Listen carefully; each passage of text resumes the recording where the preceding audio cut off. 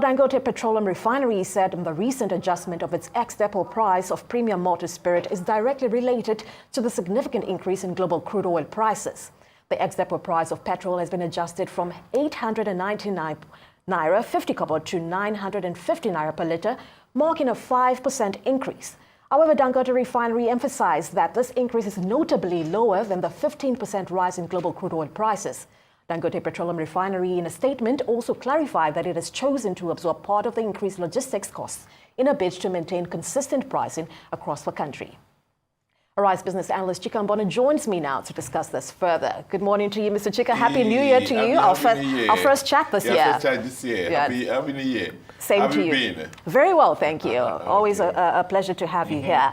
Well, quite a lot of moving parts already this year, but let's begin with the Dangote Refinery adjusting petrol prices and absorbing 50% of global crude oil prices. Well, I was going through the Dangote press release, and the first paragraph said, "We wish to clarify the recent adjustment to our export price of PMS is directly related to the significant increase in global crude oil prices." Yeah. That's the first paragraph. Then he goes to the last paragraph and he says, "We would like to express our gratitude to the President of Nigeria for the introduction of the visionary Naira for Crude initiative. This groundbreaking initiative has enabled consistent access to high-quality DDDs, while also insulating Nigerians consumers from the volatility in the Nigerian oil market." So, in the first paragraph, you say that the reason for the adjustment is due to the global oil market prices moving. In the last paragraph, you say the Naira crude was meant to shield us from that. So, there are some gaps there. But, they have explained it that whereas the increase in crude oil prices is about 15%, they've only passed on about 5% of that. But be that as it may, this is the real deregulation, the impact of the regulation now. We are going to get to a situation where prices will be adjusted one of these days and we don't even know it. We just like you go to the market today, you buy a basket of tomatoes for 20,000, and the next day you go, they say it's 21,000, No press conference, no nothing, That's the way it's supposed to be, because once it's deregulated, the market forces take care of it. Now, so the issue, therefore, as it's said here, is that we have said several times in this program that the primary input to the calculation of the last price for the PMS is the price of crude oil. Now, so there's a crude oil that comes in, and then the processing cost inside Dangote Refinery and plus Dangote margin will give you the last price. So the one that the government has control over, the NNPC and Dangote talked about, is what? The price of crude oil. So at what price do they get it? And when the prices move internationally, how are they adjusted? And that's what affects the pump price. But point is this, that once you have a deregulated environment, be ready for the prices to move up and down. And the moving up and down is where the down is where I'm going to worry about, or I'm going to focus on, because Nigerians believe that whatever goes up will never come down. So if Dangote is moving up the price up because crude oil prices moved up, to $80 from $72, we will expect also that immediately that crude oil prices move down again, let's say even to $60 per barrel, of course, we should get very good retail prices for PMS, and that's basically that. So this is the consequence of the deregulated market, and that's basically what it is, and we can't do much about it. But remember, again, they said that the retail price based on their partnership petrol stations would be about 970. That if they had let the full impact of the crude oil price increase, which is 15%, to be adjusted for, the pump price would have been about 1,150 or 1,200, and that means that they're just worry about Nigerians' welfare, and that's why they're leaving that at 970. Right. So these realistic expectations would also apply to, of course, when we see a fluctuation when it comes down, and then we expect for that to also impact. We expect it to quite come down, and then realistically as most well. importantly, again, remember the impact of the refinery, other refineries. We are hoping that Port Harcourt refinery will be optimally operated, Warri refinery optimally operated, Boa refinery when it comes on stream. So you have multiple sources, supply sources, and that will also provide some stability in the market. Right. And then moderate the prices too, and there'll be competition, better competition. Right, absolutely. We've also seen the refinery keep the SPM ex-vessel price, $8.95 per litre. Yes. So that should cushion some effects for the consumer as well. Well, let's move on and look at Nigeria joining BRICS to become the 9th partner country. What are your immediate reactions to that? The world is a very interesting place. It really is, isn't it? It's a play of the power blocks. On the highest level. So you have America there as a power block, China as a power block, and Russia as a power block. And so everything so far is aligned towards America being the #1 superpower, economically and otherwise. Yeah. And so when you talk about you can't analyze the BRICS without talking about the G7 or G8 countries. Remember at the time it was G8 countries, including Russia, which were the 8 largest economies in the world. But what happened is that Russia, when he invaded Crimea in 2014, I think, they were expelled or were suspended indefinitely. And 2017, Russia elected to leave the G8 totally, and then so Russia left G8. So now G8 became G7. G7, the G there means a group of 7 countries or group of 8 countries in the world. Now, so you can analyze the BRICS now. So you find that nations in the world must always find where to cluster. Because when you stand alone as a brick, if a stone is standing alone, the wind can blow it away easily. But when you have several stones together, it's difficult for the wind to just blow it away. So countries feel safer if they cluster together, so that they don't punch you alone. When they punch you, your brothers and sisters will come out. So you're not in G7 or G8. You have to find an association to belong.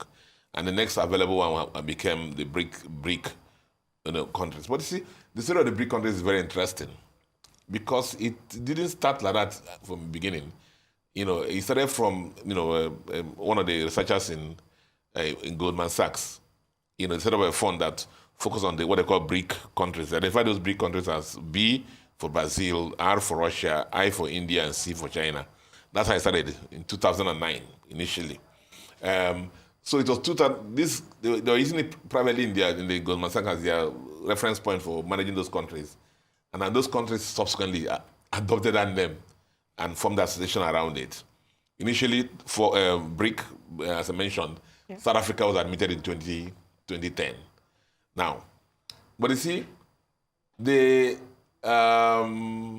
counterpoint to like a G7 or the G8. That's what BRIC is. We don't belong to G8, but we're relevant. Alternative, We're relevant. Well, so our GDPs are very high, so we can't just be there and just become the boys. So we want to have an association. So they formed this association and started belonging there. Now, what has happened now is that America, you even hear Trump talk about it. America has seen those who belong to the BRICS as almost like anti-America. And then so other countries are saying, my loyalty is it, how will America feel it if I join BRICS? And so that's how this partner country thing was created. So you have the full membership of BRIC, and then you have the partner countries. The partner countries are not full members, but you get some benefits of belonging to that. And that's how Nigeria become that. Now, the other thing that I want to push out there is that when you start seeing some countries there, names there, in an association like Belarus, Cuba, Kazakhstan, you start worrying about those associations that maybe this cluster are those who are not comfortable with American hegemony or whatever it is. And that's basically what it is. So Nigeria has become a partner country. We're not full members, and want to get the benefits of that, because we don't want to take two legs and enter into that session, because we don't also want to get America upset. Right. I think so. So in terms of, you're talking about the strategic alliance here, like thinking about it extremely strategically. If we look at the diplomacy around this decision, would you say, as some experts have questioned, that this, even the partner membership, is it in Nigeria's best interest? Because of the fact, remember now that we're looking for anchors for our economy. We're looking for things that are good for our economy. Looking for partnerships for our economy. So we may not offend 100%, we may just partially offend, just enable us to get the benefits of this, of some of the things we require. Our economy is looking for anchors and support, and our president is going around looking for how to, reflect the economy, get new investments and so on and so forth into our country. So, yes, there are some maybe disadvantages. Talked about the fact that United Nations, being a member of the United Nations Group 1, will you hurt our status, and so on and so forth. But the issue is that I'm sure that in the hot boiling room, they looked at it and say, see, the benefits, remember China is there, we're looking for investment. Brazil is there, we're looking for investment. Russia is there, we're looking for investment. These are countries that South Africa, our brothers are there. Let's just test the water with one leg. You won't be there totally in, but let's just answer partner. We're not full members, so that we don't upset the other partnership we have, principally America. Right. I think some other thinking may have gone in this decision that we made. I like the way you put that. Yeah. So it's snowballing into some sort of strategic geopolitical diplomacy, which, you never really go wrong with, right? Yeah. If you have to be really smart about it. Well, let's look next at the African Development Bank and PowerGen announcing a strategic partnership with international investors. Yeah, I mean, in the sub-Saharan Africa, depending on the report where you read it, we're told about 540 million citizens don't have access to power. And it's been a problem trying to do the mega projects to provide power to these citizens through the normal projects that we know, the mega power projects. And so consistently now there are issues of microgrids, and semi-grids towards making sure that power is available to the citizens of Africa.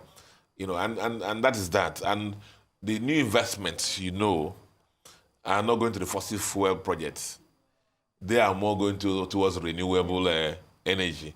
And because of the front-loading the risks involved, it's only be a lot of development agencies. If you look at those who have made investments, they are the people who are actually a lot of development agencies who understand the advantages of having renewable energy, power projects, and the importance of power to the life of citizens. And if citizens have power, and a lot of things will happen. So I think Nigeria, Sierra Leone, I think the DRC, Democratic Republic of Congo, have been chosen as the pilot countries to run this. And we cannot have too much power. We still have a major problem of power and availability in Nigeria. And so this is commendable for me. And we hope that, again, they'll manage it properly and make sure that it gets to the areas of our country and the people, citizens of our country where they're needed most. Yeah, it's certainly always laudable, anything to do with power. We need these kinds of initiatives. I take it that the transaction has reached its initial financial close, right? Yeah, they have achieved the financial close, and it's January. And of course, there'll be subsequent inflows of debts and equity down the line. But at least that, some people lead the funding, normally in every funding program you're going to have. And then subsequently, some people just, I see Abi there. Abi is a good risk taker. Abi would have analyzed the risk. Okay, let me go and join them now. Right, and there are quite a number of players in the sport. Lots to look forward to. Exactly. All right, Arise Business Analyst Chika Mbonu have been chatting with. Thank you so much, as always, for joining us. We'll see you again tomorrow, hopefully.